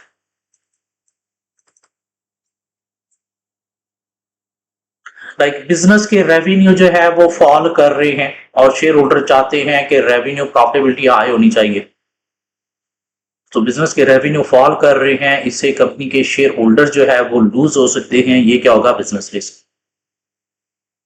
तो शेयर होल्डर लूज ना हो जाए तो कंपनी क्या करेगी, मैनेजमेंट क्या करेगी, try to overstate the revenue और profit and understate the expenses, ये क्या बनेगा, ऑडिट रिस्क। बिजनेस के मसले हैं, बिजनेस के बड़े कस्टमर से छोड़ के जा रहे हैं, बिजनेस जो रॉ मटेरियल बाहर से इंपोर्ट कर रही थी वो बैन हो गया है, मीन बिजनेस की गोइंग कंसर्न अफेक्ट होने का चांस है, ये क्या है, business risk. Mean business will not be surviving in near future, that is business risk. Going concern मसला बिजनेस रिस्क है, लेकिन एक अकाउंटिंग स्टैंडर्ड है IAS 1 कि अगर कंपनी में cash flow going concern issues हो तो आपने इसको फाइनेंशियल स्टेटमेंट्स में डिस्क्लोज करना है। ऑडिट रिस्क क्या होगा, if going concern issue is not properly disclosed in the financial statements for IAS 1, ये क्या बन जाएगा, chance of misstatement mean audit risk. क्या कंपनी ने प्रॉपर्टी में इन्वेस्टमेंट की और प्रॉपर्टी में स्लम्प आ गया, जिसकी वजह से कंपनी को हैवी लॉसेस बेयर करना पड़ेंगे, ये क्या है, बिजनेस रिस्क। बिजनेस का क्या करें, प्रॉपर्टी में स्लम्प आ गया, हैवी लॉसेस कंपनी को बेयर करना पड़ेंगे, दिस मीन आपकी जो प्रॉपर्टी में इन्वेस्टमेंट है, मीन जो आपके एसेट हैं उनकी आप उतनी वर्थ नहीं रही जितनी पहले थी। क्या कह रहा है, तो चांसेस हैं कि कैरिंग वैल्यू जो है फाइनेंशियल स्टेटमेंट्स में हायर होगी then recoverable amount mean assets की इंपेयरमेंट रिक्वायर है, और अगर कंपनी एसेट्स को इंपेयर नहीं करती तो उस वजह से asset profit could be overstated, expenses understated, ये क्या बनेगा, ऑडिट रिस्क मीन हर बिजनेस से इंपैक्ट ऑन फाइनेंशियल स्टेटमेंट्स क्या आ सकता है, मीन फाइनेंशियल स्टेटमेंट्स में कहां पे कुछ चीज ओवर अंडर स्टेट हो सकती है या नॉन डिस्क्लोजर हो सकता है, मीन क्या मिस स्टेटमेंट होने का चांस हो सकता है, वो क्या बनेगा आपका ऑडिट रिस्क। कंपनी ने कोई लॉ रेगुलेशन की नॉन कंप्लायंस की है और कंपनी के अगेंस्ट इन्वेस्टिगेशन स्टार्ट हो गई है, कंपनी को फाइन्स पेनल्टीज इंपोज हो सकते हैं, ये क्या है, बिजनेस रिस्क। अच्छा, फाइन्स पेनल्टीज इंपोज हो सकते हैं, लॉ रेगुलेशन की नॉन कंप्लायंस है, मीन इंपोज होने का चांस है, अभी हुए नहीं, तो अगर इंपोज होने का चांस है तुम्हारे पास एक IAS 37 है, प्रोविजन कंटीजेंसीज, क्या कह रहा है, present legal constructive obligation from past even probability of future economic outflow amounts can be measured reliably। तो उस सूरत में कंपनी को क्या करना है, पर IAS 37 प्रोविजन क्रिएट करनी है, और अगर कंपनी प्रोविजन क्रिएट नहीं करती तो expenses liabilities could be understated and profit overstated, ये क्या बनेगा, ऑडिट रिस्क। क्या अगर कंपनी कंटीजेंट लायबिलिटी डिस्क्लोज नहीं करती so chances that financial statement could be misstated, ये क्या बनेगा, ऑडिट रिस्क। और ऑडिट रिस्क के वक्त आपने वर्ड यूज करना है could be, is are misstated नहीं वर्ड यूज करना, क्यों, ये हम प्लानिंग स्टेज पे कर रहे होते हैं। फाइनल रिपोर्टिंग स्टेज पे हम कह सकते हैं कि is are misstated, but planning stage पे could be misstated, could be overstated, could be understated, could be manipulated। क्यों, प्लानिंग स्टेज पे वो हम चीजें अभी कह रहे हैं कि हो सकता है, वो तो ड्यूरिंग ऑडिट हम प्रोसीजर अप्लाई करके उसको देखेंगे है, तो फिर हम कहने के काबिल बनेंगे कि yes there is a misstatement, और वो कहां पे होता है, ऑडिट रिपोर्ट के क्वेश्चन। वर्डिंग बहुत इंपॉर्टेंट है प्लीज, एक्सप्रेशन आपका बहुत इंपॉर्टेंट। स्टूडेंट यहाँ पे ऑडिट रिस्क में इज आर मिसस्टेटेड का वर्ड यूज कर रहे होते हैं, टेक्निकल थोड़ी थोड़ी एरर्स हैं जो नहीं करनी, अपनी अवॉइड करनी, क्या करें। सो बिजनेस रिस्क लिखते वक्त आपने क्या करना है, बिजनेस के मसले आइडेंटिफाई करने हैं, और हर बिजनेस के मसले का impact on financial statements, mean इसकी वजह से क्या चीज ओवर स्टेट अंडर स्टेट हो सकती है, इसकी वजह से क्या चीज कोई नॉन डिस्क्लोजर का चांस है तो वो भी miss statement mean audit risk है, कोई मैनिपुलेशन इन फाइनेंशियल स्टेटमेंट का चांस है तो वो भी क्या है, ऑडिट रिस्क है। टैकल करते हैं क्वेश्चन। फॉर 9 मार्क्स आपको बिजनेस रिस्क आइडेंटिफाई करने हैं और ऑडिट रिस्क आपको आइडेंटिफाई करनी है, 9 मार्क्स।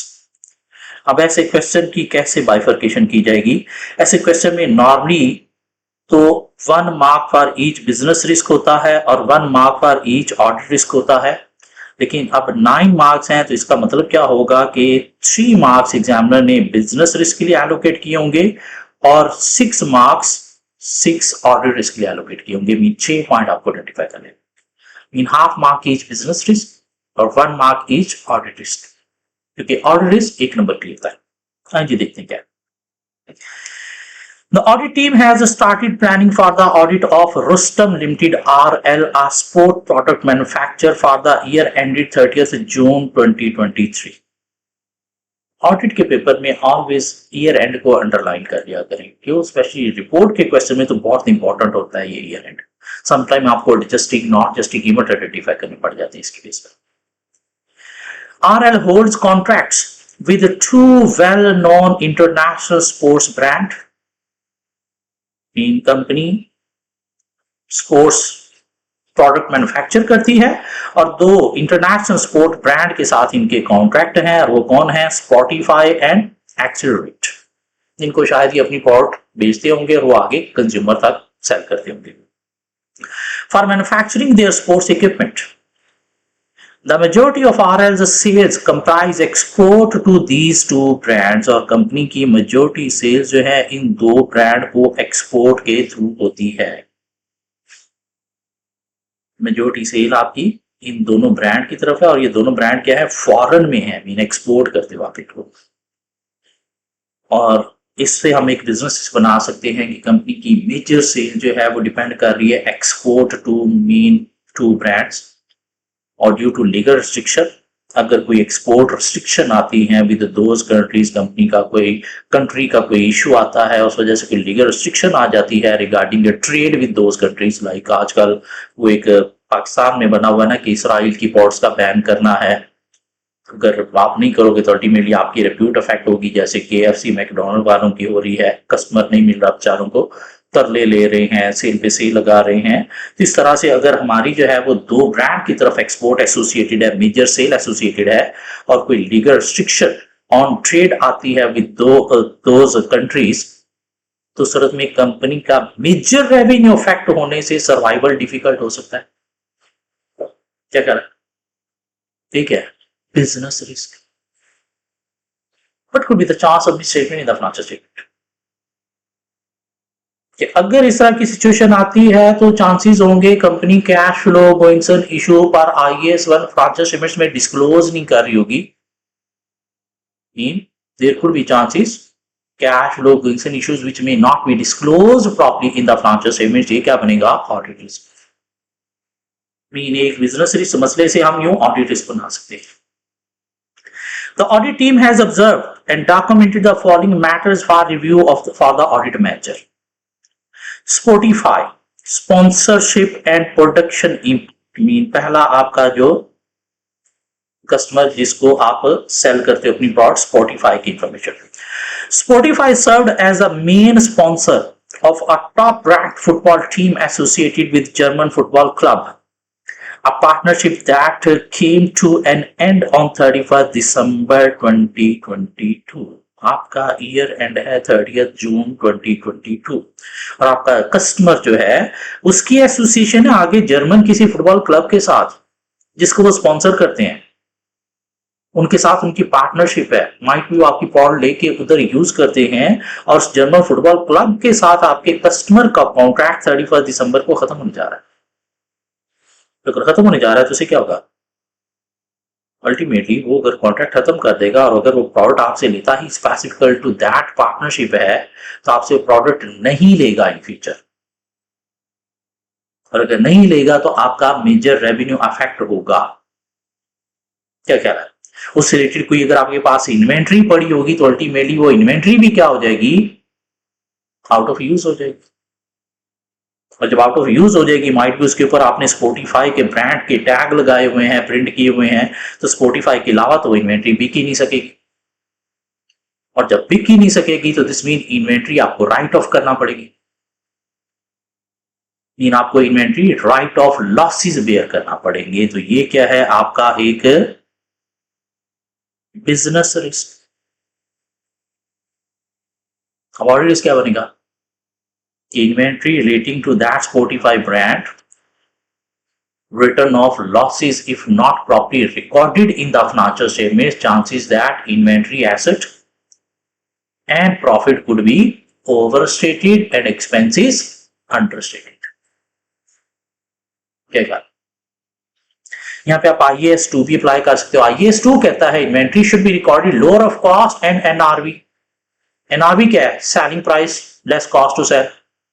तो inventory associated relating to Spotify brand, their NRV might be lower than its cost, and if company do not record inventory lower of cost NRV, chances that inventory could be overstated।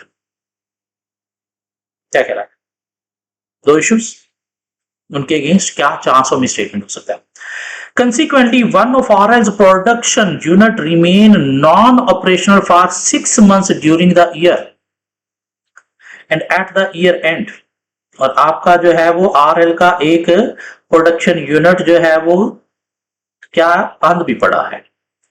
This unit was established in 2020 with a specific intention of meeting Spotify product demand, और बनाया ही इसके लिए गया था।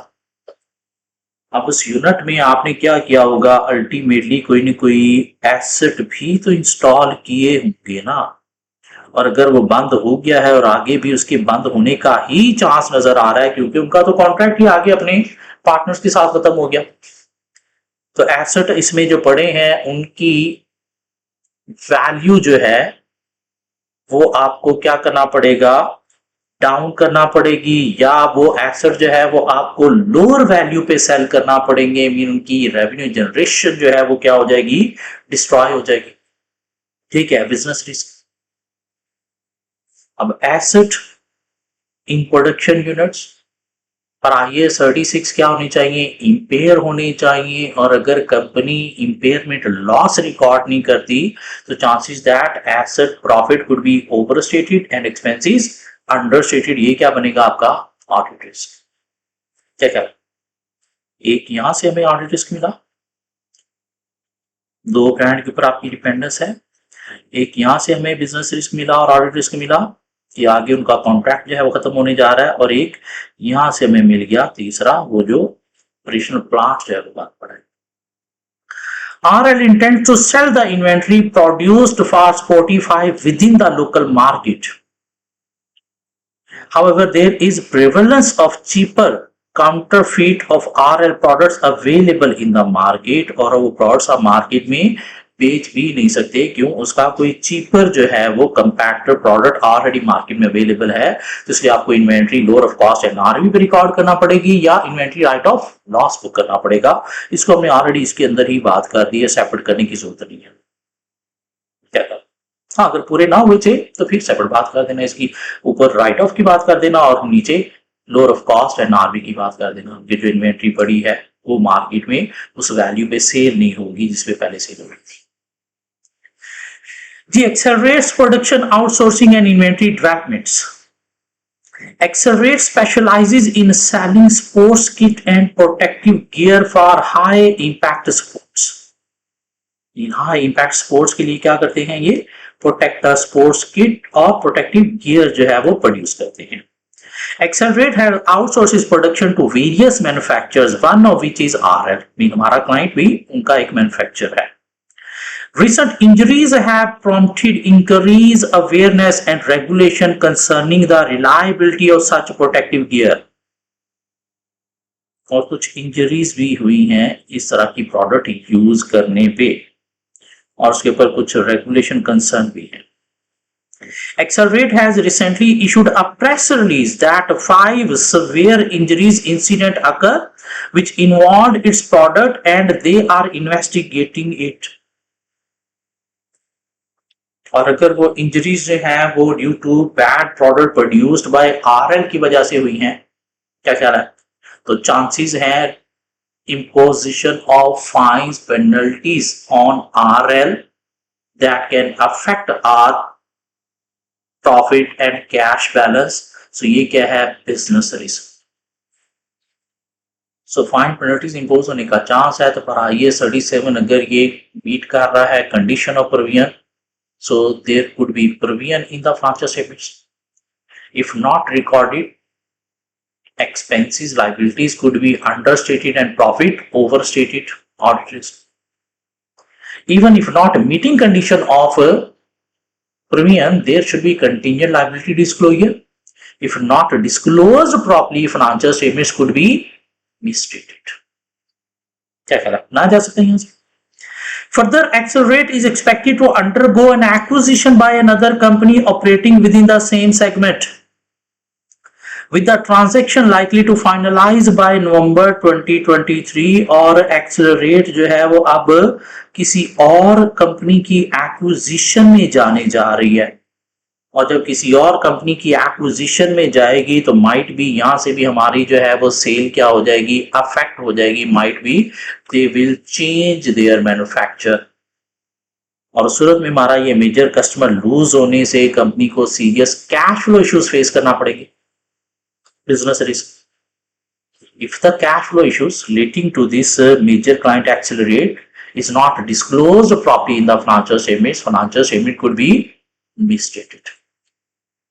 क्या क्या, सो कुछ 6 हमें चाहिए थे, एक यहां से मिल गया, 2 मिल गए, 3 मिल गए, इसको हम जो है वो सेपरेट लिखेंगे 4, और 5वां हमें जो है वो यहां से मिल गया ये फाइन्स पेनल्टीज का, और छठा हम जो है वो यहां से ले लेंगे। ये थोड़ा मुश्किल क्वेश्चन था, इजी नहीं था, और इस तरह का एग्जामिनर क्वेश्चन टेक्निकल टेस्ट कर रहे हैं business risk with audit risk, इसलिए ऐसे क्वेश्चन का एक दफा एग्जामिनर का आंसर आपने अच्छी तरह से पढ़ के हाथ से अटेम्प्ट जरूर करना है जी। नेक्स्ट अगर हम देखें, जिस स्प्रिंग 23 में एग्जामिनर ने प्लानिंग और रिस्क का एरिया टेस्ट किया फॉर 12+3 15 मार्क्स के लिए, करना क्या for 12 marks An auditor is required to identify and assess the risk of material misstatement at both the financial statement and assertion level. Sorry, ये तो सेपरेट क्वेश्चन पार्ट बी है question 3 का। Part question 1 जो था वो था identify and discuss business risk and related audit risk from the above scenario. Business risk और audit risk आपको 12 मार्क्स के लिए आइडेंटिफाई करनी है। तो पहले इस क्वेश्चन की तरफ चलते हैं। ये क्वेश्चन 3 का पार्ट भी, ये सेपरेट पार्ट है जी। ऑडिट बिजनेस रिस्क और ऑडिट रिस्क हमको आइडेंटिफाई करने हैं। 12 मार्क्स हैं, जिसमें यहाँ पे 6 आइडेंटिफाई करने हैं। Your firm is the statutory auditor of Astor Limited, AL, a listed company for the year ended 31st December 2022, and AL deals in fast-moving consumer goods (FMCG). In recent times, the FMCG sector has experienced significant growth with numerous new players entering the market and established companies expanding their operation, resulting in a fierce contest industry. तो market में क्या है जी, competition जो है वो बहुत ज्यादा high है, क्योंकि नए एस्टैब्लिश्ड कंपनी जो है वो मार्केट में एंटर हो रही हैं। तो उसकी वजह से कस्टमर लूज होने से एएल का रेवेन्यू इफेक्ट हो सकता है, जो कंपनी के लिए serious cash flow issue create कर सकता है। क्या कर रहा है? और अगर कैश फ्लो इश्यूज पर आईएएस 1 डिस्क्लोज नहीं होंगे फाइनेंशियल स्टेटमेंट्स में, तो फाइनेंशियल स्टेटमेंट्स कुड बी मिसस्टेटेड। एक चीज आपने और याद रखनी है कि जब भी आपको नजर आए कि एसेट का रेवेन्यू इफेक्ट होने का चांस है, एसेट का पर्पस होता है, बिजनेस का रेवेन्यू इफेक्ट होने का चांस है, तो बिजनेस के जो एसेट हैं उनका पर्पस होता है टू जनरेट रेवेन्यू। और जब एसेट का रेवेन्यू जनरेशन जो है वो डाउन हो रहा हो, तो एसेट की पर आईएएस 36 इंपेयरमेंट भी रिक्वायर होती है। मीन अब एसेट आपके इस काबिल नहीं रहे कि उतना रेवेन्यू जनरेट कर सके जितना पहले कर रहे थे। इस मीन अब उनकी उतनी वर्थ नहीं रही, और जब वर्थ नहीं रही, रेवेन्यू उनका कम होने का चांस है, तो उनकी इंपेयरमेंट रिक्वायर होती है पर आईएएस 36। और यहाँ पे चांसेस हैं पर आईएएस 36 अगर इंपेयरमेंट रिकॉर्ड नहीं की जा रही, तो asset profit could be overstated, expenses understated. यहां से आप 2 इश्यूज निकालोगे, एक इंपेयरमेंट का और एक रेवेन्यू कम होने से कैश फ्लो इश्यूज का। AL has consistently endeavored to meet our evolving need and preference of consumer by adopting to change in the market। और कंपनी जो है वो ऑलवेज क्या करती है, कुछ ना कुछ इनोवेटिव प्रोडक्ट्स मार्केट में देने की कोशिश करती है। And effective this year, AL has commenced importing raw material for its new category of consumer products। और कंपनी क्या कर रही है, कुछ नई कैटेगरी ऑफ प्रोडक्ट्स के लिए रॉ मटेरियल इंपोर्ट भी करने जा रही है। और जब इंपोर्ट एक्सपोर्ट की बात आ जाए, इवन प्रीवियस क्वेश्चन में भी एक्सपोर्ट की बात थी, तो आपने देखना है कि due to adverse movement in currency rate, company को फॉरेन एक्सचेंज लॉसेस बेयर करना पड़ सकते हैं। ये क्या बनेगा, बिजनेस रिस्क। चाहे कंपनी इंपोर्ट में है चाहे एक्सपोर्ट में। पिछले क्वेश्चन में हम एक्सपोर्ट के साथ ये भी रिलेट करेंगे। ऑटम 23 के क्वेश्चन दोनों पे कंपनी 2 मेन कस्टमर को एक्सपोर्ट कर रही थी। तो due to adverse movement in foreign exchange rate, there are chances company could be facing foreign exchange losses.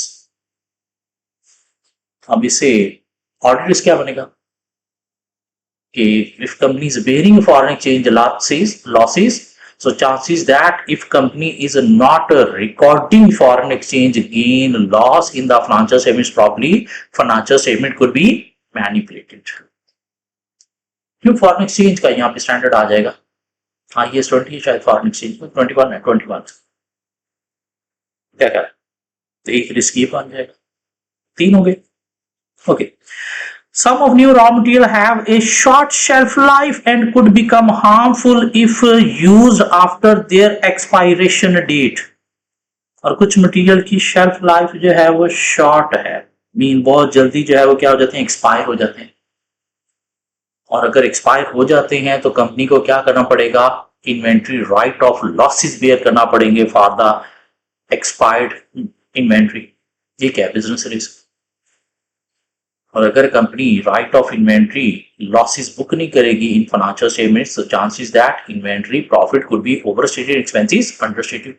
इसमें IAS 2 lower of cost and RV भी आप रिलेट कर सकते हैं। अकाउंटिंग स्टैंडर्ड बिजनेस रिस्क में कभी भी डिस्कस नहीं करना, प्लीज ये चीज माइंड में रखनी है।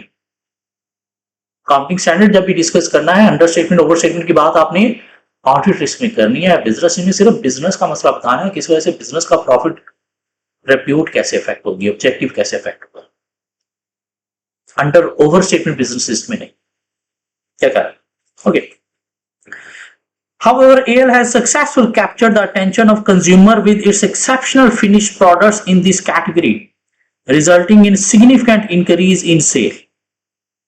During the year, AL has commenced the expansion of its production facility and the implementation of ERP system to integrate its operation with financial reporting process. तो कंपनी ने एक न्यू सिस्टम इंस्टॉल किया है, new IT system install किया है। और जब भी नया नया IT सिस्टम इंस्टॉल करते हैं तो इसमें कुछ अर्ली स्टेज कंट्रोल वीकनेसेस के इशू होते हैं। Early stage control weaknesses,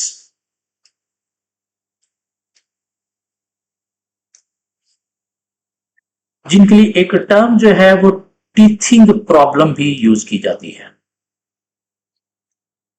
teething problem, teeth दांत। मीन बच्चा जब नए नए दांत निकालता है तो रोता है, लेकिन समझ नहीं आ रही क्यों रो रहा है। इसलिए जब नया नया कंपनी सिस्टम इंस्टॉल करती है तो उसमें मसले होते हैं जो समझ नहीं आ रही होती क्यों है। माइट भी स्टाफ प्रॉपर्ली ट्रेन नहीं होता, माइट भी उसके अंदर कुछ बग्स होते हैं जो एक टाइम पीरियड के बाद आइडेंटिफाई होके फिर करेक्ट होते हैं। तो इसलिए वो अर्ली स्टेज कंट्रोल वीकनेसेस जो है वो क्या कर सकती है, बिजनेस के लिए प्रॉब्लम क्रिएट कर सकती है टू मैनेज इट्स ऑपरेशन। ये क्या है? Business risk. And due to those early stage control weaknesses, chances that misstatement may not be prevented, corrected, detected by the system, ये क्या बन जाएगा? Audit risk, mean control risk। क्या या नया सिस्टम चेंज किया तो माइट भी पुराने सिस्टम से नए सिस्टम में प्रॉपर डेटा जो है वो कंप्लीटली एक्यूरेटली कन्वर्ट नहीं हुआ, तो सूरत में क्या हो सकते हैं? Opening balances could be मिसस्टेटेड। ये क्या बन जाएगा? Audit risk. इस क्वेश्चन के अंदर रिस्क इजीली आइडेंटिफाई हो रहे हैं। These initiatives are being financed through additional borrowing facility, और वो सिस्टम जो इंस्टॉल किया गया है वो बोरिंग में लोन लेके इंस्टॉल किया गया है। और चूंकि लोन लेके किया गया है तो लोन की आपको पेमेंट, इंटरेस्ट पेमेंट भी पे करनी है, तो कंपनी स्ट्रगल कर सकती है टू पे it's loan repayment in case of short cash. उस सूरत में बैंक क्या कर सकता है? कुछ पेनल्टीज भी इंपोज कर सकता है। तो ये क्या है? Business risk. Mean covenants, condition attach to the loan breach हो सकती हैं जो कंपनी के लिए पेनल्टीज के चांसेस क्रिएट कर सकता है। तो ये क्या है? Business risk. अब कंपनी जब भी बोरिंग ली है तो आपको क्या करना है? फाइनेंशियल स्टेटमेंट्स के अंदर उसका डिस्क्लोजर देना है। बोरिंग ली है तो उसका इंटरेस्ट अगर आप करंट का ईयर का है दो आपने पे नेक्स्ट में करना है तो उसको एक्रूड फॉर करना है। तो चांसेस हैं क्या? Interest finance cost could be understated और might be company not providing complete disclosure about the borrowing facility, so financial statement could be misstated. क्या ये एक इजी क्वेश्चन था। मीन अगर आपने बिजनेस से ऑडिट का कोई भी एक क्वेश्चन टैकल किया हुआ तो ये क्वेश्चन इजीली टैकल हो सकता था। साथ 3 नंबर के लिए एक और क्वेश्चन उसने टेस्ट किया, उसका part B. An auditor is required to identify and assess risk of TL statement at both the financial statement and assertion level. Mean inherent risk both level पे होता है। Briefly discuss the risk at financial statement level and provide 2 example of such risk. तो ये straight forward रटा है, book के अंदर आपने पढ़ा हुआ तो रटा छाप देना है।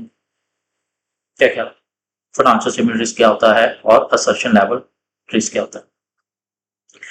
जिससे प्रीवियस अगर हम चलिए ऑटम 22 में, ऑटम 22 में भी एग्जामिनर ने 20 मार्क्स के लिए चैप्टर टेस्ट किया। एक question number 2 for 6 + 4 marks. Part A of question number 2, the auditor shall establish an overall audit strategy that set scope, timing and direction of audit and that gives overall development of an audit plan. Mean पहले हम strategy define करते हैं और फिर plan define करते हैं planning stage पे। Required for establishing an overall audit strategy, identify any 8 characteristics of the engagement that define its scope, straightforward रटा बुक के अंदर लिखा हुआ है। And identify 4 consideration to ascertain the reporting objective, timing of audit and nature of communication, तो ये भी straightforward रटा। मीन ये ऑडिट स्ट्रैटेजी का जो पार्ट है बुक के अंदर उसमें स्कोप, टाइमिंग, डायरेक्शन से रिलेटेड कुछ पॉइंट्स लिखे हुए हैं जो स्ट्रेट फॉरवर्ड था कि आपको यहाँ पे वॉमट करने हैं प्रोम और 10 नंबर है। क्या कहता है, आपको क्रैमिंग की हुई है तो निकलोगे, नहीं क्रैमिंग की हुई तो नहीं। और क्रैमिंग इस पेपर में एग्जामिनर 15 से 20 नंबर टेस्ट करते हैं। 15 से 20 ऑडिट के पेपर में क्रैमिंग टेस्ट होती है। This is question number 4 for 10 marks. Identify the key audit risk in the above scenario. Mean आपको ऑडिट रिस्क आइडेंटिफाई करने, मीन इधर उसने बिजनेस रिस्क आइडेंटिफाई नहीं करने को कहा और उसने कहा है क्या, ignore the risk related to going concern. Going concern से ये रिस्क आपने आइडेंटिफाई नहीं करने, क्यों, उसका एक सेपरेट पार्ट है। तो सिर्फ ऑडिट रिस्क आइडेंटिफाई करने, इनहेरेंट कंट्रोल डिटेक्शन और गोइंग कंसर्न का रिस्क आइडेंटिफाई आपने नहीं करना। आगे देखते हैं। Your firm is the auditor of Ninja Foods Limited (NFL) for the year ended 30th June 2022. NFL is a food chain having restaurants located in all major cities of Pakistan. तो food chain का business है इनका और all over the Pakistan इनके major cities में restaurant located हैं, restaurant का business है। NFL specializes in Pan-Asian cuisine and has Japanese, Thai and Chinese food on its menu. Mean different culture के फूड प्रोवाइड करते हैं, Chinese, Japanese, Thai and Pakistani as well, desi as well. Following information has been gathered by the auditing. Some of the ingredients used in the food products offered to customers are imported. Imported mean कुछ food inventory इनको import करना पड़ती है, specially obviously Japanese, Thai, Chinese के लिए। तो due to adverse movement in foreign exchange rate, there are chances company could face foreign exchange losses. ये क्या है, बिजनेस, लेकिन आपको बिजनेस नहीं, आपको ऑडिट तो इसी के साथ या बता दोगे if a company is not recording foreign exchange gain or losses properly, financial statements could be manipulated. तो ये क्या बन जाएगा, ऑडिट रिस्क। लेकिन इसलिए अब मसला आपको बताना पड़ेगा। बिजनेस में आप मसला बिजनेस में बता देते थे, ऑडिट लिखते वक्त उसको उतना एक्सप्लेन नहीं करते थे, लेकिन अब यहाँ पे वो मसला भी आपको बताना पड़ेगा। On 31st August 2022, the year end is 30th June, mean after year end. The government has banned import of luxury food items, which includes most of the imported items used in NFL most selling item. तो government ने कुछ जो है वो ban कर दिया है और कंपनी के पास उसकी कुछ इंपोर्ट इन्वेंट्री भी पड़ी है। क्या कह रहा है, इन्वेंट्री क्या करना पड़ेगी, आपको राइट ऑफ करना पड़ेगी। और अगर राइट ऑफ नहीं करते तो सूरत में inventory profit could be overstated, expenses understated. NFL currently has a stock of these imported items which fulfill its requirement of next 1 month only. और यहाँ पे क्या हुआ कि आपके पास जो है वो नेक्स्ट 1 मंथ की जो है वो इन्वेंट्री पड़ी है अपने ऑर्डर को फुलफिल करने के लिए, और वो आइटम क्या कर दी है, गवर्नमेंट ने बैन कर दी है। तो इस सूरत में क्या हो सकता है, आपका कस्टमर जो है वो लूज हो सकता है। कस्टमर लूज होने से कंपनी को क्या करना पड़ सकता है, हैवी लॉसेस बेयर करना पड़ सकते हैं, रेवेन्यू आपका जो है वो अफेक्ट हो सकता है और बिजनेस सर्वाइवल भी डिफिकल्ट हो सकता है। लेकिन उसने कहा कि गोइंग कंसर्न स्टेटेड आपने रिस्क आइडेंटिफाई नहीं करना। क्या कह रहा है, गोइंग कंसर्न स्टेटेड आइडेंटिफाई नहीं करना तो इसको इग्नोर कर देते हैं, क्योंकि ये मल्टीमेडी गोइंग कंसर्न की तरफ बात लेके जा रहा है। 70% of the customer pay in cash while the remaining 30% pay through credit or debit card. Furthermore, 55% of customer visits are on weekend. All cash collection on weekend is deposited into the bank on the very next working day. Mean 70% आपका जो है वो cash है और 55% customer आपके पास weekend पे आता है। लाइक कस्टमर आपके पास थर्सडे नाइट, सैटरडे नाइट आ रहा है तो आपने बैंक में कब डिपॉजिट करवाना है, इसलिए मंडे को। वेरी नेक्स्ट डे मतलब आफ्टर 2 डेज भी आपकी कुछ पेमेंट्स जा रही हैं, इससे क्या हो सकता है, आपका कैश जो है वो मिसयूज हो सकता है, स्टोलन हो सकता है, मिसयूज हो सकता है। तो उस सूरत में क्या होगा, कैश अगर मिसयूज हो गया, स्टोलन हो गया, तो cash balance could be understated, ये क्या हो सकता है, रिस्क, मेन कंट्रोल इसका mainly. NFL follows a policy in which all the expired stock is to be placed in a separate storeroom, which can then be adequately destroyed. Mean expired stock को आपने एक separate store में रखना है ताकि उसे बाद में डिस्ट्रॉय किया जा सके। In the internal audit report, it has been highlighted that 2 of the restaurants were not following this policy, और 2 रेस्टोरेंट जो है वो आपकी सेपरेट एक्सपायर्ड स्टॉक रखने की पॉलिसी को फॉलो नहीं कर रहे। दिस मीन एक्सपायर्ड और routine stock mean unexpired stock इकट्ठा ही रखा जा रहा है। इस सूरत में क्या हो सकता है कि अगर एक्सपायर्ड स्टॉक यूज हो जाता है इनटू प्रोडक्शन, तो उससे कस्टमर अफेक्ट हो सकती है, और कस्टमर अफेक्ट होने से आपको कस्टमर को डैमेजेस पे करना पड़ सकते हैं। क्या ख्याल है? और अगर वो डैमेजेस के अगेंस्ट कंपनी पर IAS 37 प्रोविजन क्रिएट नहीं करेगी या कंटिजेंट लायबिलिटी डिस्क्लोज नहीं करेगी, तो chances that financial statement could be मिसस्टेटेड। During the year ended 30th June 2022, NFL's profit have been reduced by 30% mainly due to rising electricity prices, increase in interest rate and long-term loan, decrease in demand of the product due to recession in the economy, and increase in raw material prices due to rupee devaluation. तो क्या हो रहा है, ये सारी चीजें company की poor performance की तरफ जा रही हैं। दिस मीन कंपनी रिसेशन की सूरत में क्या होगा, रुपी डिवैल्यूएशन की सूरत में क्या होगा, कंपनी के रेवेन्यू सेवरली इफेक्ट होने के चांसेस हैं। और जब रेवेन्यू इफेक्ट होने के चांसेस हैं, दिस मीन आपके एसेट का रेवेन्यू जनरेशन जो है वो डाउन हो गया है, तो पर IAS 36 एसेट्स की इंपेयरमेंट रिक्वायर होगी। और अगर कंपनी एसेट्स को इंपेयर नहीं करती तो सूरत में chances that asset profit could be overstated, expenses understated। क्या कह रहा है? 10 नंबर के लिए क्वेश्चन अटेम्प्ट किया जा सकता है जी। कोशिश करनी है आपने पिछले 5 साल के अगर पास पेपर आप हाथ से अटेम्प्ट कर लो ऑडिट के पेपर में, 80% पेपर इन्हीं के अंदर से ही आता है। इसकी 20% कुछ नया क्वेश्चन होगा जो एग्जामिनर के पूछने का वे नया होगा, कोई रिक्वायरमेंट नहीं होगी, टॉपिक यही होते हैं। लेकिन 80% पेपर पिछले 5 सालों के पास पेपर से ही आ रहा है, पिछली अगर आप जितनी भी अटेम्प्ट उठा के देख लो। इसलिए पास पेपर की प्रैक्टिस जो है वो बहुत जरूरी है। तो कोशिश करें प्लीज इन 3 क्वेश्चंस के आंसर को एक दफा रीड करके हाथ से अगर अटेम्प्ट कर लिए जाए तो।